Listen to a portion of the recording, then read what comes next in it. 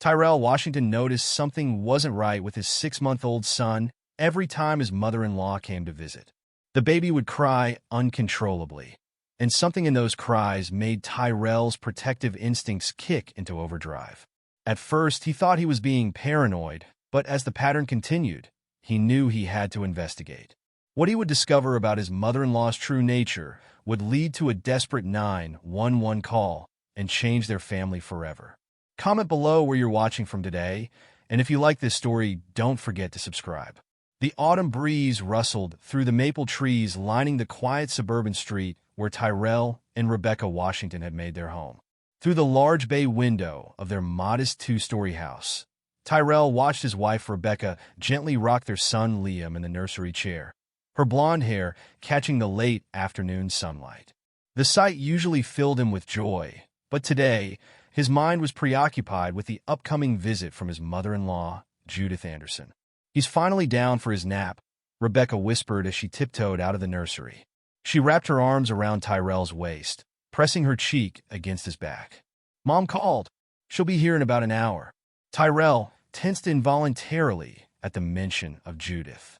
Even after 3 years of marriage, their relationship remained strained, wrapped in a veneer of forced politeness that fooled no one except perhaps Rebecca, who seemed determined to see only what she wanted to see. "You know," Rebecca continued, moving to face him, her blue eyes hopeful, "maybe this time will be different. Liam might not react the way he always does." Tyrell finished, trying to keep the edge out of his voice. He ran a hand over his closely cropped hair, a gesture Rebecca had come to recognize as a sign of his anxiety. "Becca, you know as well as I do that every single time your mother comes over, our son cries like he's terrified." Rebecca's smile faltered slightly. "He's just going through a phase.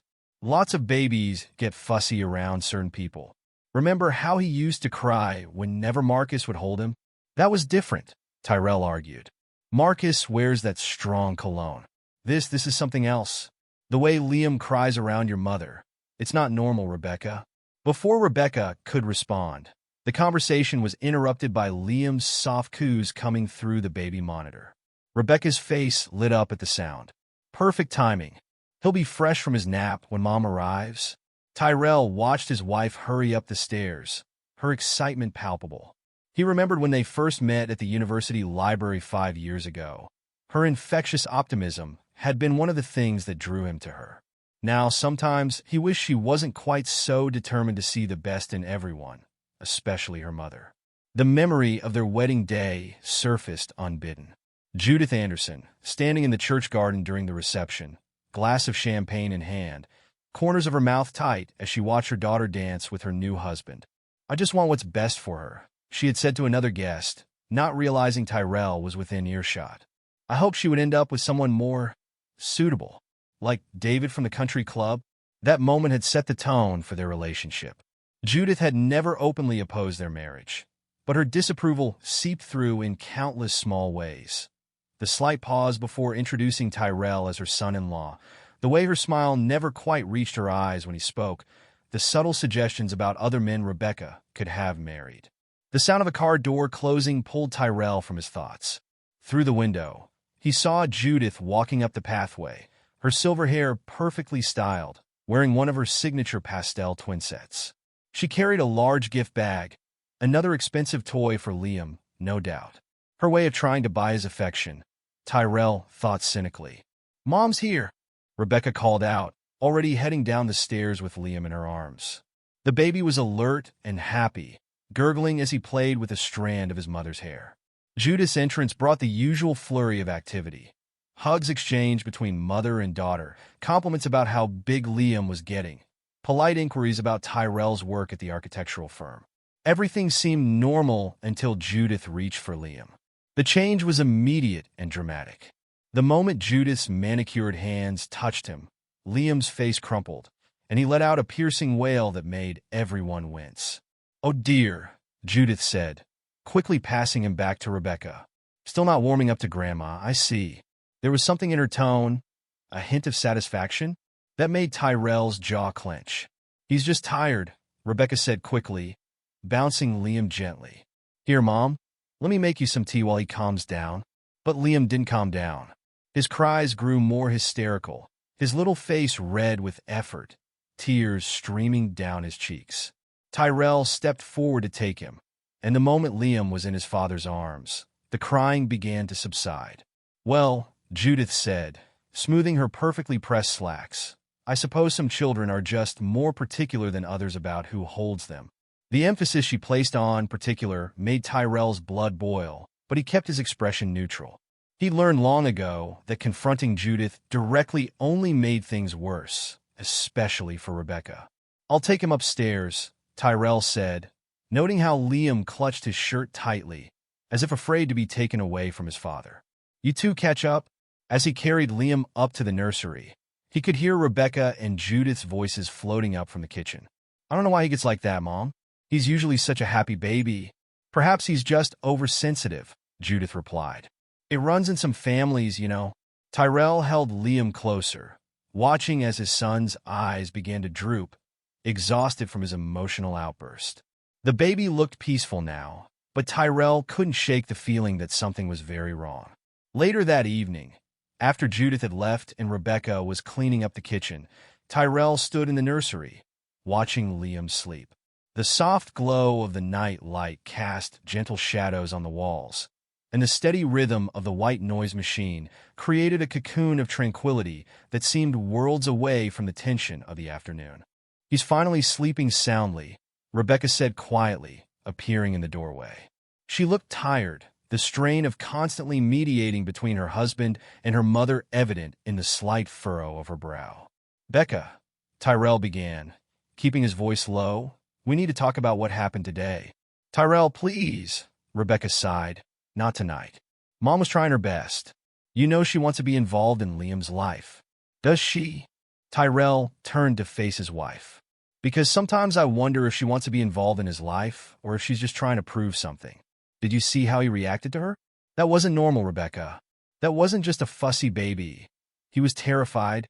Rebecca's eyes filled with tears. "What are you saying? That my mother is somehow what? Hurting our son?" "She's his grandmother, Tyrell. She loves him." "Does she?" Tyrell repeated, more forcefully this time, "because I've never seen her show him any real affection. It's all for show, just like everything else with her.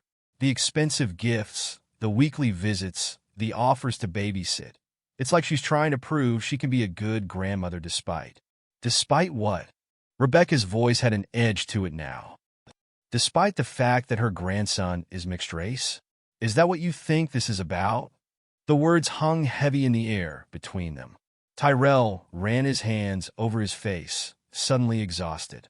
"I don't know what it's about," he admitted. "But I know our son is trying to tell us something, and we need to listen." Rebecca moved to the crib, gently adjusting Liam's blanket. "I know Mom wasn't supportive when we first got together," she said quietly. "But she's trying, Tyrell. She's not perfect, but she's trying." Tyrell watched his wife's gentle movements, remembering the day she had stood up to her mother, declaring she would marry him with or without her blessing. Rebecca had always been stronger than she looked, but her desire to maintain peace sometimes overshadowed her judgment. "I just want to protect our family," Tyrell said, moving to stand beside her at the crib. "All of us, including you." Rebecca leaned against him, her voice barely a whisper. "I know, but I can't choose between my mother and my family, Tyrell. I can't." "You might have to," Tyrell thought, but didn't say aloud. Instead, he wrapped an arm around his wife's shoulders, both of them watching their son sleep peacefully, unaware of the tension his reactions had created. As they stood there in the quiet nursery, Tyrell made a silent promise to his son. He would get to the bottom of this, no matter what it took. Something wasn't right, and if no one else was willing to acknowledge it, he would have to be the one to uncover the truth, even if it meant risking his relationship with Rebecca in the process. The sound of Liam's steady breathing filled the room, a reminder of what was at stake.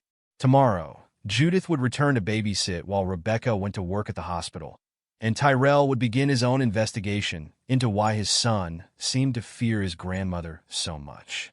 But for now, in this moment of temporary peace, he held his wife close and tried to ignore the growing knot of dread in his stomach. The morning sun filtered through the kitchen blinds as Tyrell sat at the breakfast table, pretending to read the newspaper while actually watching Judith with Liam. She had arrived early, dressed impeccably as always in a powder blue cardigan and pressed khakis, her silver hairstyle just so. Rebecca was upstairs getting ready for her shift at the hospital, leaving Tyrell to observe the increasingly concerning interaction between his mother-in-law and son. Liam sat in his high chair, his small hands gripping a plastic spoon, but his usual cheerful demeanor had vanished the moment Judith walked through the door. His lower lip trembled, dark eyes wide with what Tyrell could only describe as apprehension.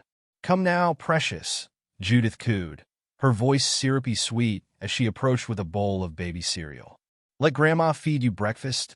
The moment she reached for the spoon, Liam's face crumpled.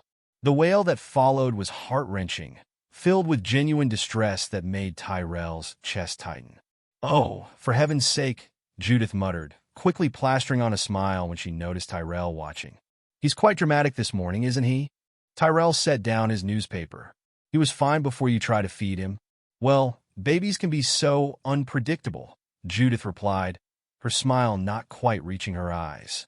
"Rebecca was the same way at his age. Absolutely refused to let my mother-in-law near her for months." "This is different," Tyrell said quietly, standing to take Liam from his high chair. The baby immediately quieted in his father's arms, tiny fingers clutching Tyrell's shirt. "This happens every single time you're around him."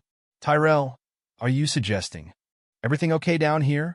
Rebecca appeared in the doorway, adjusting her nurse's uniform. Her eyes darted between her husband and mother, sensing the tension.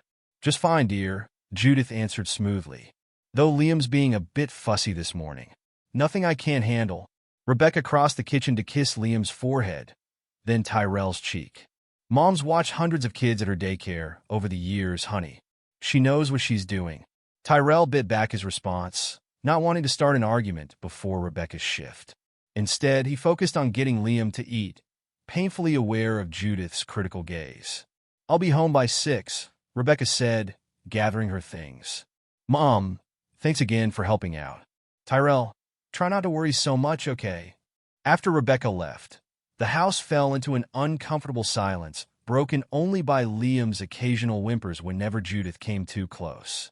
Tyrell delayed leaving for work as long as he could, watching as Judith moved around the kitchen with practiced efficiency but notable coldness toward Liam. "I know what you're doing," Judith said suddenly, her back to Tyrell as she washed dishes. "Watching me like I'm some sort of threat. I raised 3 children of my own, ran a successful daycare for 20 years. And how many of those children were black?" The words left Tyrell's mouth before he could stop them. Judith turned slowly, drying her hands on a dish towel. "I don't see color, Tyrell. I never have. I treat all children equally." "That's the problem, isn't it?" Tyrell countered. "You say you don't see color, but you do. You see it every time you look at me, at Liam." "I think you're projecting your own insecurities onto this situation," Judith replied calmly. "Now, don't you have work to get to?" "I'm perfectly capable of handling my grandson." Throughout the day, Tyrell found himself unable to focus on his architectural drawings. His mind kept wandering to Liam, to the way his son's entire demeanor changed around Judith. Was he being paranoid? Was his own strained relationship with his mother-in-law coloring his perception? He called home during lunch, his heart racing when Judith didn't answer until the 4th ring. "Hello." Her voice sounded irritated. "Just checking in," Tyrell said, trying to keep his tone neutral. "How's Liam?" "Sleeping." "Finally. He's been quite difficult today, crying for no reason. Must be teething." In the background, Tyrell could hear Liam's distinct cry. "That doesn't sound like sleeping. He just woke up," Judith said quickly. "I need to go tend to him." The line went dead, leaving Tyrell staring at his phone, his sandwich forgotten.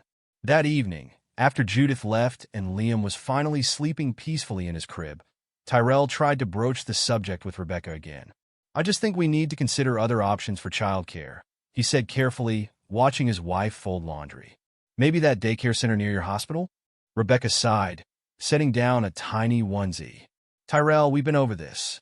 Mom is doing us a huge favor. Do you know how much daycare costs?" "Some things are worth the cost," Tyrell insisted. "Becca, you don't see how he is with her," when you're not around. The crying, the fear. He cries with lots of people, Rebecca interrupted. Remember last week at the park? He cried when Mrs. Johnson tried to hold him. For like 10 seconds. This is different.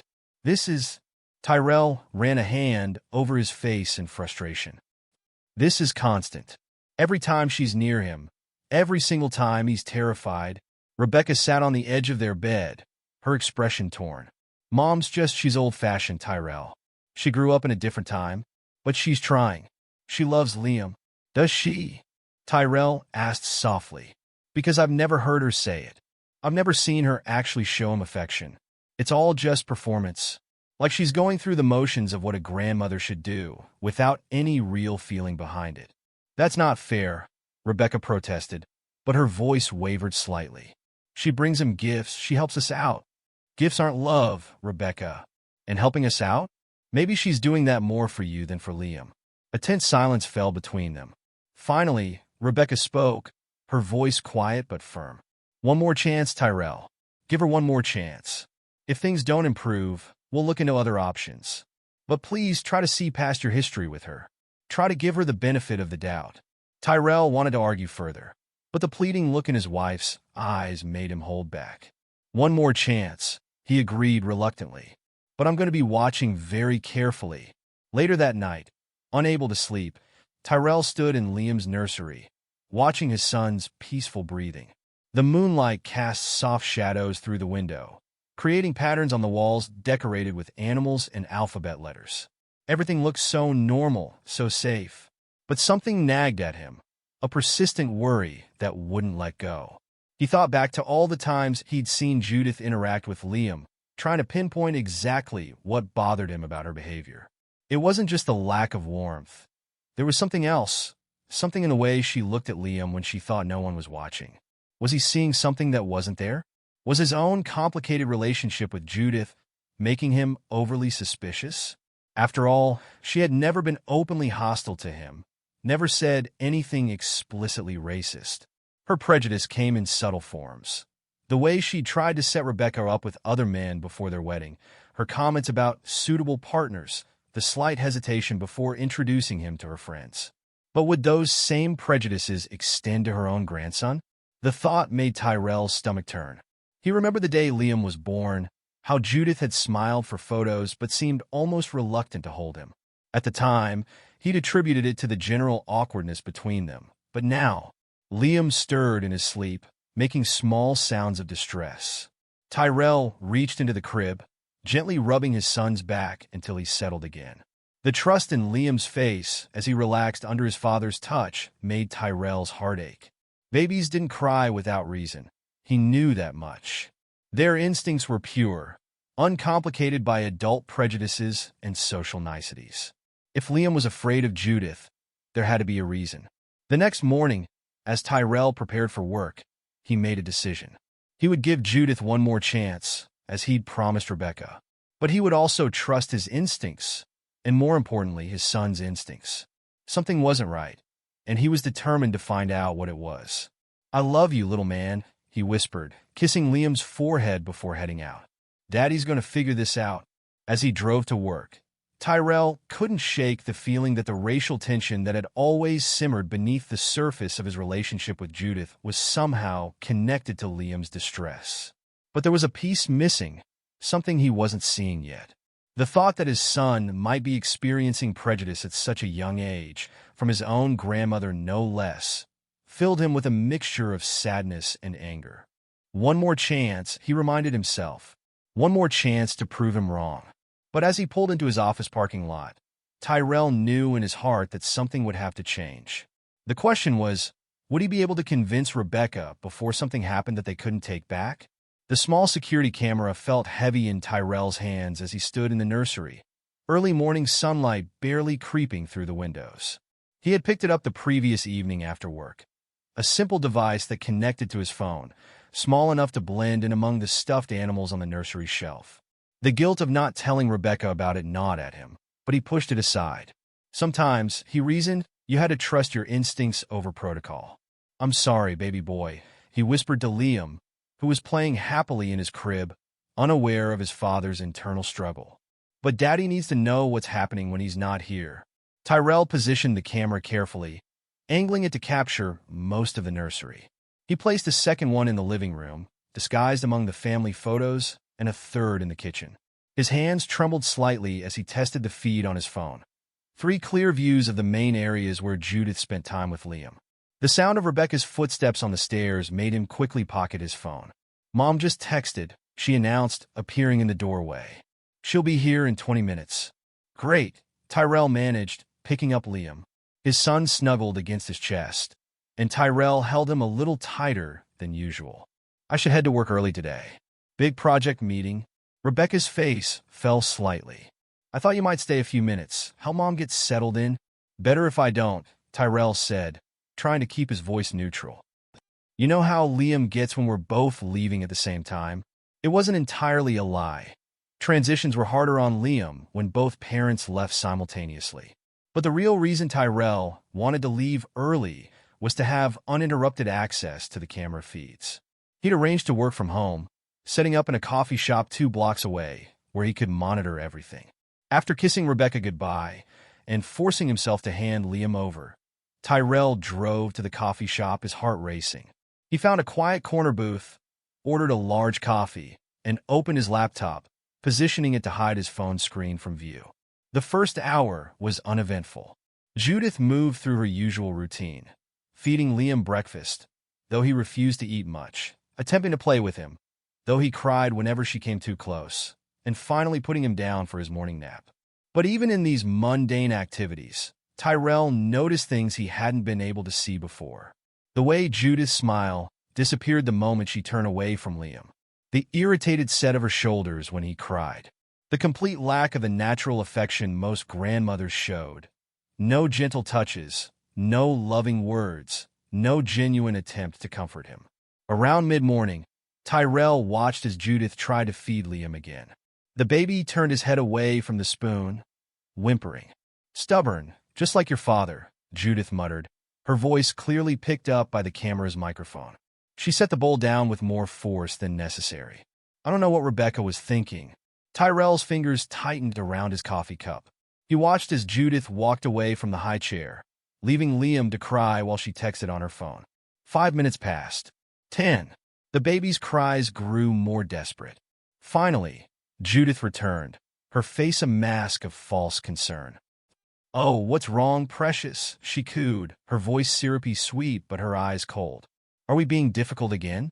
The morning dragged on, and Tyrell documented everything he saw.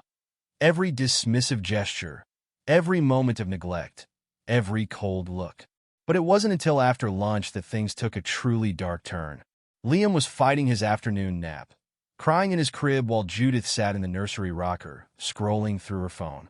His cries grew louder, more insistent. "For heaven's sake," Judith snapped, standing abruptly. She moved to the crib, her back to the camera but her voice clear. "You're just like them, aren't you? Always making a fuss, always wanting attention. I told Rebecca she was making a mistake, but she wouldn't listen.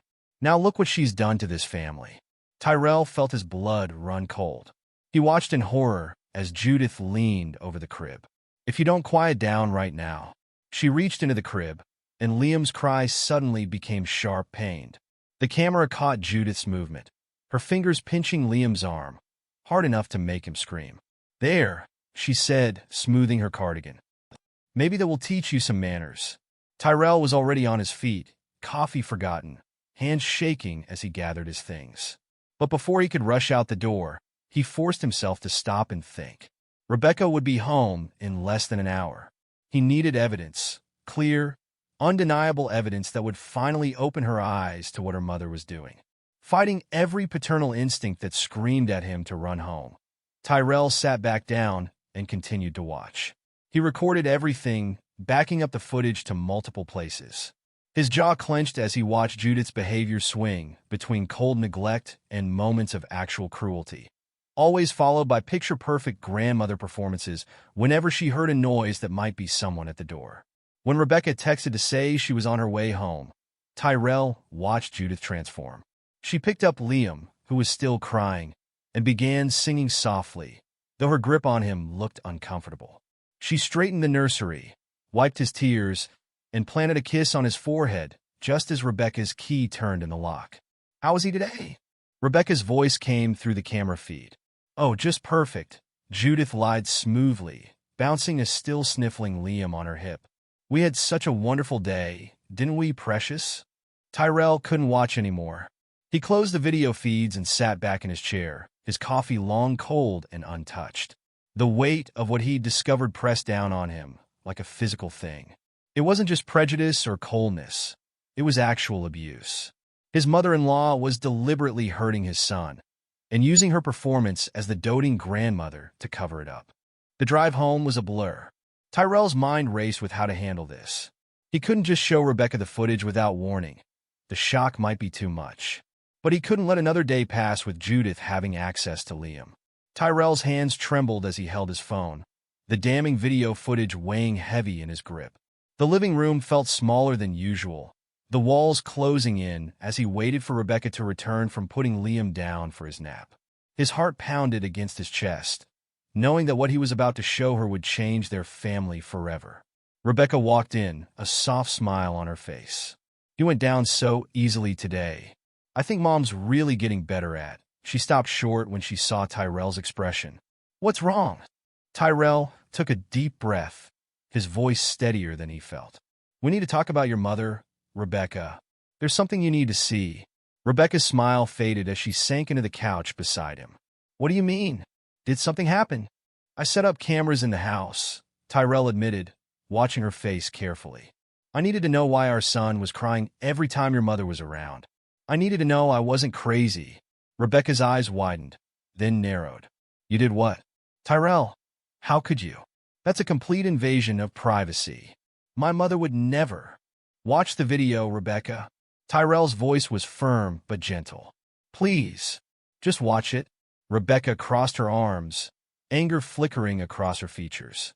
"This is ridiculous. You're letting your paranoia about my mother cloud your judgment. She's been nothing but helpful. And yes, maybe she's a bit old-fashioned, but she loves Liam. If that's true, then watching this video shouldn't be a problem." Tyrell held out his phone. "Please, baby, trust me on this." With visible reluctance, Rebecca took the phone. Tyrell pressed play, and the footage began. At first, it showed Judith going about her normal routine with Liam, but then the baby started crying. The transformation in Judith's demeanor was immediate and chilling. Rebecca's hands began to shake as she watched her mother's face contort with frustration. The sound of Judith's angry muttering filled the room. "Just like your father, always making noise, always causing trouble. Should have known better than to let Rebecca marry one of them." Then came the moment that had made Tyrell's blood run cold. Judith's swift, cruel pinch to Liam's leg, causing the baby to wail even louder. The camera caught everything. The deliberate act of harm, the flash of satisfaction on Judith's face, and the immediate switch to concerned grandmother mode when she heard Rebecca's footsteps approaching. "No," Rebecca whispered, her face draining of color. "No, no, no." The phone slipped from her trembling fingers, and Tyrell caught it before it hit the floor. "This can't be real. She couldn't."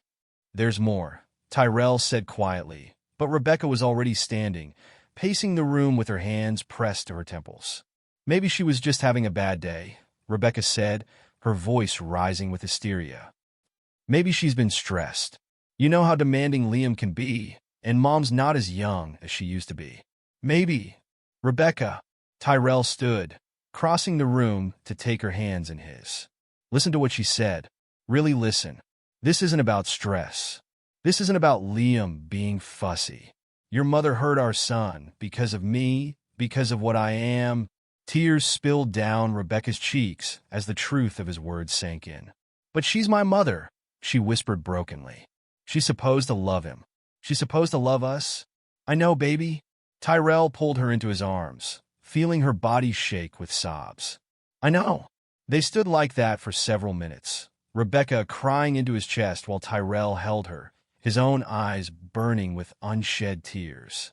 Finally, Rebecca pulled back, wiping her face with trembling hands. "We need to confront her," she said, her voice hoarse but determined. "I need to hear it from her. I need to know why." Tyrell nodded slowly. I'll call her. Ask her to come over.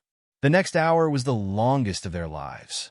They sat in tense silence, Rebecca occasionally getting up to check on Liam, who was still sleeping peacefully, blissfully unaware of the storm about to break over their family. When the doorbell rang, Tyrell and Rebecca exchanged a look. Rebecca squeezed his hand, drawing strength from his presence as they went to answer the door together. Judith stood on their porch, her usual pleasant mask in place. "Rebecca, darling." "Tyrell." Her smile dimmed slightly at his name, something they'd both noticed 1,000 times before but had chosen to ignore. "Never again." "Come in, Mom," Rebecca said, her voice tight. "We need to talk." They led Judith to the living room, where Tyrell's phone sat on the coffee table like a loaded gun. Judith took her usual seat, looking between them with growing concern. "What's going on? Is something wrong with Liam?" "You could say that," Tyrell replied, picking up his phone. "We know what you've been doing, Judith. We have proof." Judith's expression flickered for just a moment before settling into confused innocence. "I don't know what you're talking about. What proof? What are you accusing me of?" Without a word, Tyrell played the video. The sound of Liam's cries filled the room once again, followed by Judith's muttered racism and the unmistakable moment of abuse. Judith's face went through a rapid series of emotions: shock, anger, fear, and finally, defiance. "You had no right to film me," she spat, turning to Rebecca. "Honey, surely you can see this is a violation of privacy. He's trying to turn you against me." "Don't." Rebecca's voice cracked. "Don't you dare try to make this about Tyrell. I saw what you did. I heard what you said. How could you hurt my baby?" "I didn't hurt him," Judith protested, but her voice was weaker now. "He was being difficult. Sometimes babies need a firm hand." "A firm hand?" Tyrell's voice rose with controlled anger. "You pinched him. You hurt him on purpose because he looks like me, because he's black." "You don't understand," Judith said, her mask finally cracking. "I tried to accept it. I tried to be happy for Rebecca, but every time I look at that child, I see everything I fought against. Everything I tried to protect her from." Rebecca gasped, stumbling backward as if physically struck. "Protect me? From what, Mom? From love? From happiness? From having a beautiful family? From ruining her life?" Judith burst out, years of carefully hidden prejudice spilling forth like poison. "From making everything harder than it needs to be. Do you think I don't see the looks you get when you're out together?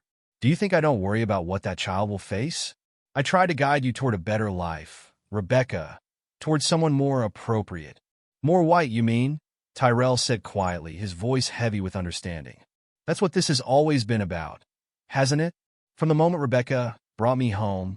Judith's silence was answer enough. Rebecca moved to stand beside Tyrell, her hand finding his. "I want you to leave," Rebecca said, her voice shaking but firm. "I want you to leave our house and never come back. I don't want you near my son ever again." "Rebecca, please." Judith stood, reaching for her daughter. "You can't mean that. I'm your mother." "No." Rebecca stepped back, tears streaming down her face. "A mother protects.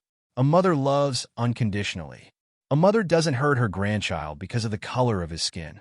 You're not the mother I thought you were, and you're not the grandmother Liam deserves. You're choosing them over me?" Judith's voice was incredulous, hurt mixing with anger.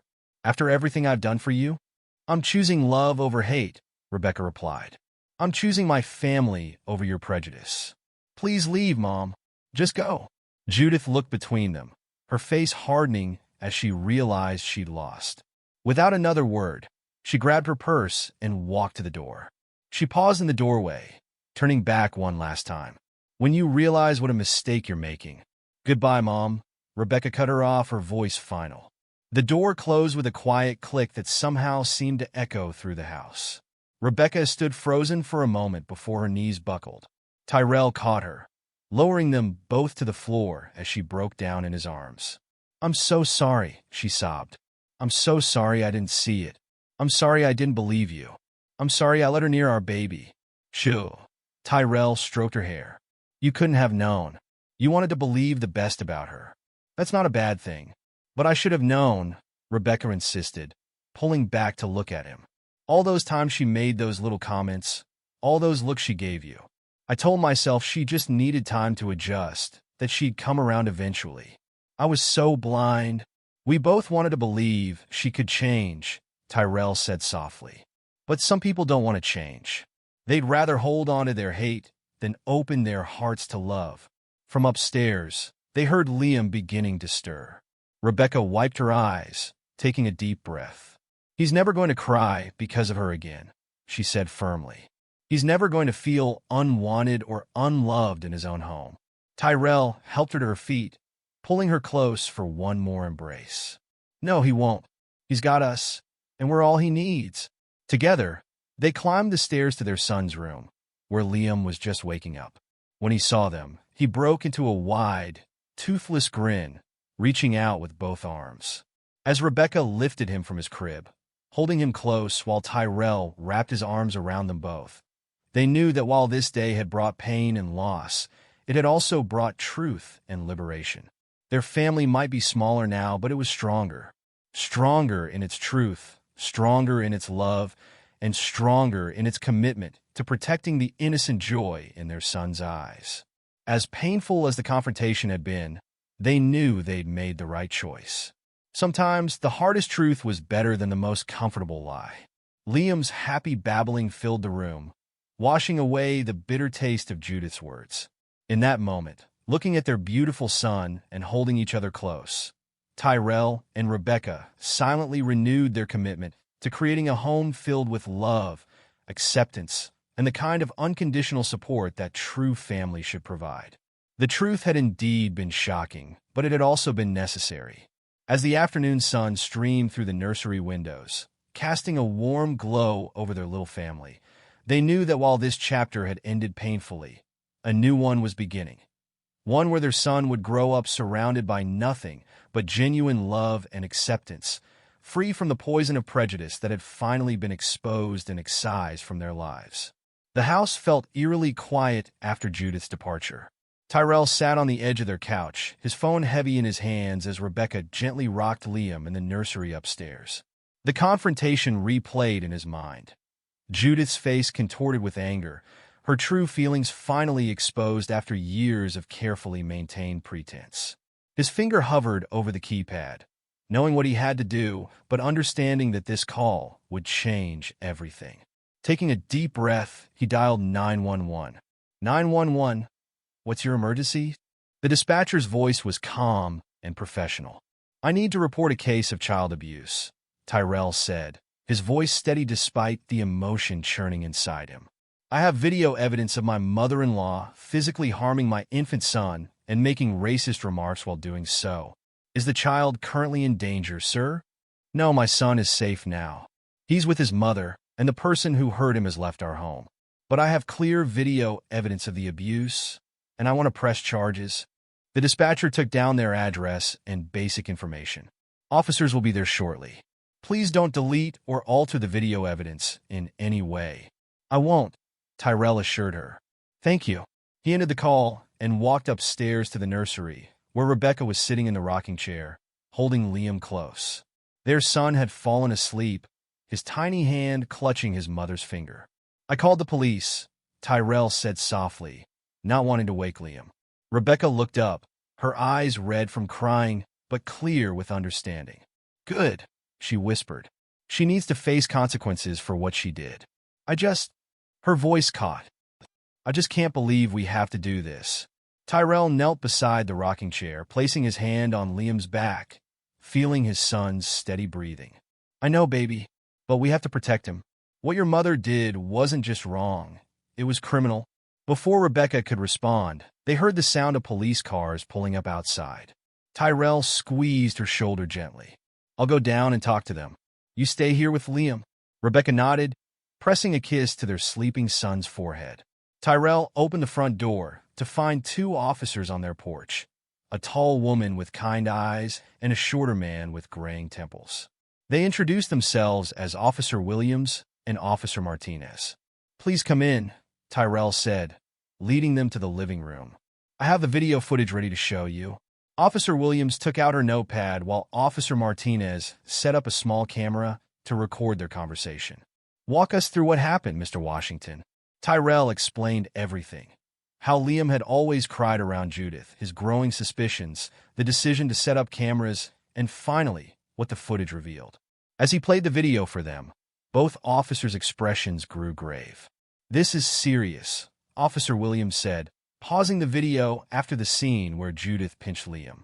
"The physical abuse is clear, and the racial comments add another concerning dimension to this case."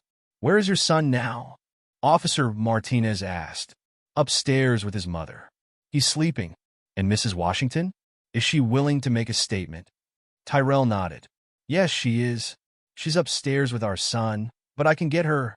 "Please do," Officer Williams said. "We'll need both of your statements." Tyrell went back upstairs, finding Rebecca had just placed Liam in his crib. "The officers want to talk to you," he said gently. "Are you ready?" Rebecca straightened her shoulders, wiping her eyes. "Yes, I need to do this. For Liam." They descended the stairs together, hand in hand. The officers greeted Rebecca with professional sympathy, and Officer Williams moved to sit beside her on the couch. "Mrs. Washington, we understand this is difficult," she said kindly. "But we need to hear your perspective on what happened." Rebecca's voice trembled as she began speaking, but grew stronger as she continued. "I didn't want to believe it at first. When Tyrell showed me the video, I tried to make excuses for her behavior. But seeing her hurt my baby, hearing those horrible things she said," she took a shuddering breath. "I should have listened to Tyrell sooner. He tried to tell me something wasn't right, but I dismissed his concerns. I thought he was being oversensitive about my mother's attitude." "Can you elaborate on that?" Officer Martinez asked, taking notes. "My mother never approved of my relationship with Tyrell," Rebecca explained. "She tried to hide it, but there were always little comments, little looks. I told myself she just needed time to adjust, that once she got to know Tyrell better, once she saw what a wonderful father he is." She wiped away fresh tears. "I was wrong. She never intended to accept our family." The officers exchanged glances. "We'll need to bring your mother in for questioning," Officer Williams said. "Do you know where she might be now?" "Probably at her house," Rebecca replied. "She lives about 20 minutes from here, on Maple Drive." While Officer Martinez stepped outside to radio in Judith's address, Officer Williams continued gathering their statement. She asked detailed questions about the frequency of Judith's visits, any previous incidents they might have noticed, and the timeline of events. "You did the right thing by recording this," she assured them. "Too often, these situations go unreported because they happen behind closed doors, especially when family is involved." About 30 minutes into taking their statements, Officer Martinez returned. "Mrs. Anderson has been located and is being brought in for questioning," he reported. "She's denying any wrongdoing, claiming it was just a moment of frustration during babysitting." Rebecca made a small sound of disbelief. "A moment of frustration? She hurt my baby on purpose because of his race.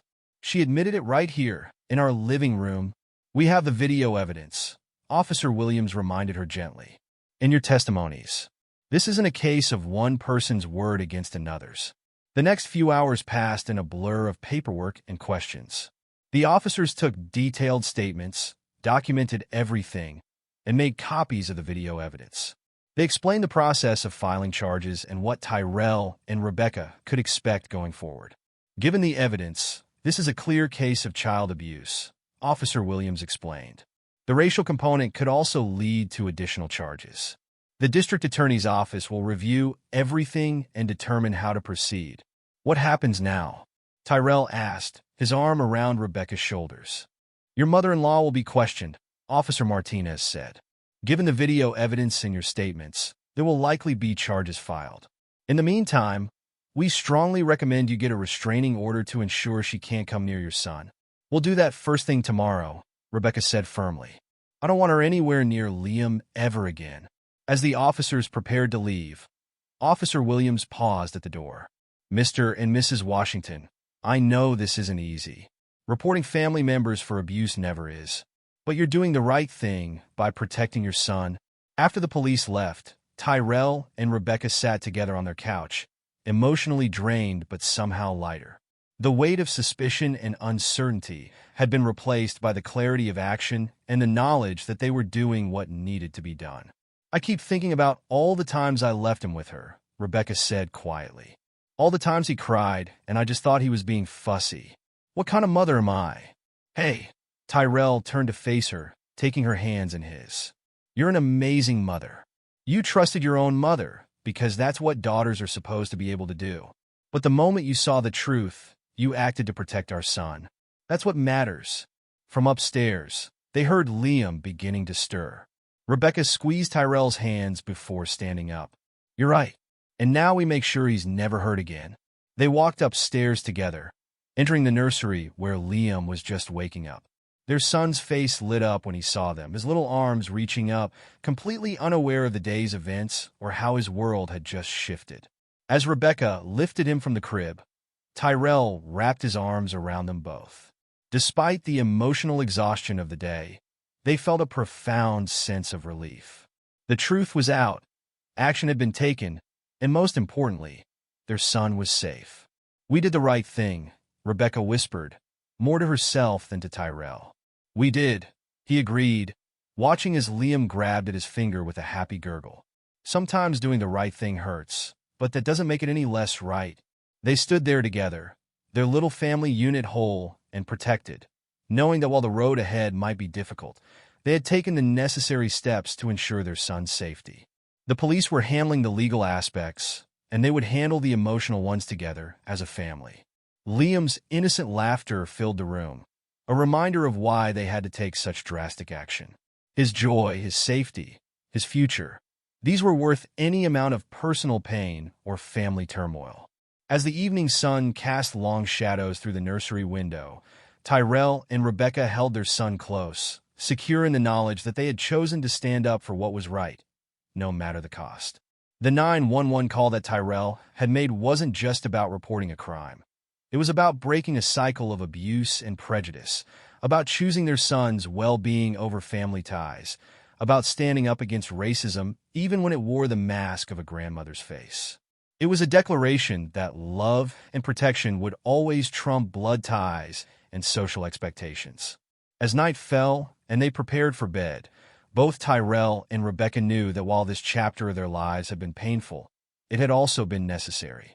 They had faced the truth, taken action, and put their son's safety first. Tomorrow would bring new challenges, restraining orders to file, legal proceedings to face, and family dynamics to navigate. But they would face it all together, stronger for having chosen truth over comfort, protection over prejudice, and love over fear. The courthouse stood imposing against the gray autumn sky as Tyrell and Rebecca walked hand in hand through its heavy wooden doors. Today was the final hearing in Judith's case, marking the end of what had been 3 grueling months of legal proceedings. The evidence had been clear. The video footage showing Judith's abuse of baby Liam left little room for interpretation. Inside the courtroom, Judith sat straight-backed in her pressed navy suit, her silver hair perfectly coiffed as always. But the mask of respectability she'd worn for so long had cracked, revealing the darkness that lay beneath. As the judge delivered her sentence, Rebecca squeezed Tyrell's hand so hard her knuckles turned white. Mrs. Judith Anderson, after reviewing all evidence and testimony in this case, this court finds you guilty of child abuse. The judge's voice echoed through the silent courtroom. You are hereby sentenced to 2 years probation. Additionally, a restraining order will be put in place, prohibiting you from coming within 500 feet of Tyrell Washington, Rebecca Washington, or Liam Washington. Rebecca's breath caught in her throat, though she'd known this was coming. Hearing the words made it real in a way nothing else had. Her mother, the woman who had raised her, who had kissed her scraped knees and taught her to bake cookies, was now legally branded as an abuser. You okay? Tyrell whispered, his thumb stroking small circles on the back of her hand. Rebecca nodded, though tears threatened to spill from her eyes. It's necessary, she whispered back. For Liam. As they left the courthouse, reporters clustered around them, microphones thrust forward like weapons. Tyrell sheltered Rebecca with his arm as they pushed through the crowd, ignoring the barrage of questions. They'd learned early on not to engage. Their story had become a media sensation, sparking heated debates about race, family, and hidden prejudices. Back home, Their neighbor, Mrs. Johnson, was watching Liam. The elderly woman had become a godsend during the trial, providing childcare without judgment or prejudice. When they walked in, Liam was sleeping peacefully in his playpen, his tiny chest rising and falling with each breath. He was an angel, Mrs. Johnson assured them, gathering her things. How did it go? As well as it could, Tyrell replied, his voice heavy with emotion. Thank you for everything. After Mrs. Johnson left, Rebecca sank onto the couch, finally letting the tears flow freely. I never thought it would end like this, she sobbed. My own mother. Tyrell sat beside her, pulling her close. We did what we had to do. For our son. The following week, they had their first therapy session with Dr. Maria Santos, a family counselor specializing in trauma and racial dynamics. Her office was warm and welcoming, with soft lighting and comfortable chairs arranged in a circle. Tell me why you're here, Dr. Santos began, her gentle voice encouraging openness. Rebecca and Tyrell exchanged glances. We need help, Rebecca admitted. What happened with my mother, it's created this wall between us. We love each other, but there's so much pain and anger and guilt. Over the next several sessions, they began to unpack the complex emotions surrounding Judith's actions. Rebecca struggled particularly hard with her feelings of responsibility. I should have seen it, she said during one tearful session. All those times Liam cried when she held him. The way she'd make those little comments about Tyrell. I was so blind. Dr. Santos leaned forward. Rebecca, you're carrying a burden that isn't yours to bear. Your mother made her choices. Her actions reflect on her character, not yours. But I'm his mother, Rebecca insisted. I'm supposed to protect him, and you did protect him, Tyrell interjected, surprising both Rebecca and Dr. Santos with his forceful tone. The moment you saw that video, you chose Liam. You chose us. That's what matters. These breakthrough moments came slowly but surely. Each session helped them understand their pain better, helped them see how they could move forward together rather than letting this tragedy tear them apart. One evening, after a particularly intense therapy session, Rebecca and Tyrell sat on their back porch, watching the sunset. Liam was asleep inside, monitored by the new baby camera they'd installed. I need you to know something, Rebecca said, turning to face her husband. I will never doubt you again. When you have concerns about our son, I will listen. Really listen.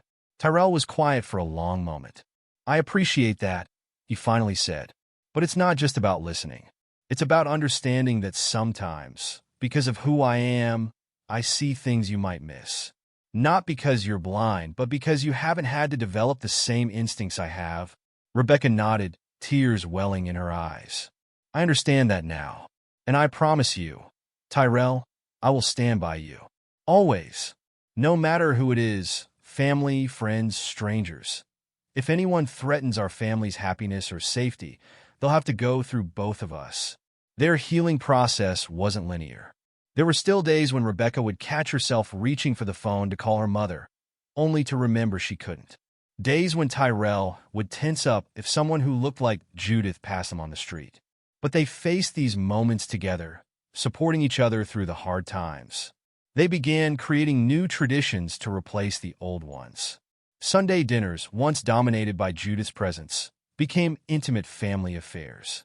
They invited friends over, real friends who loved and accepted their family completely.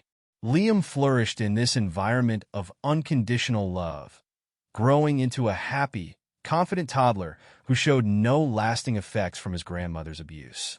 6 months after the trial, they made a decision that would mark their fresh start. They bought a new house in a diverse neighborhood across town, away from the shadows of their past.